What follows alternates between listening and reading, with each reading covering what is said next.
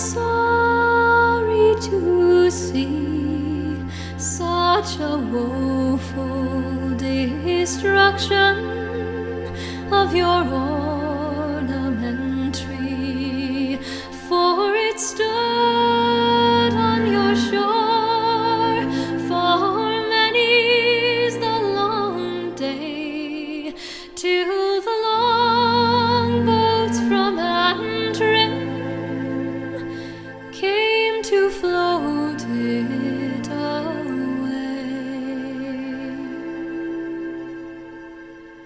Oh, bonny Portmore, you shine where you stand, and the more I think on you, the more I think long. If I had you now, as I had once before, all the lords in old England would not purchase Portmore.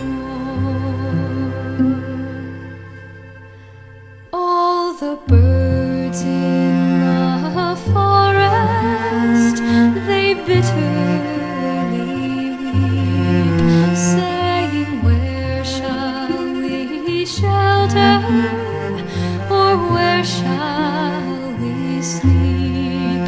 For the oak and the ash, they are all cut and down, and the walls of bonny Portmore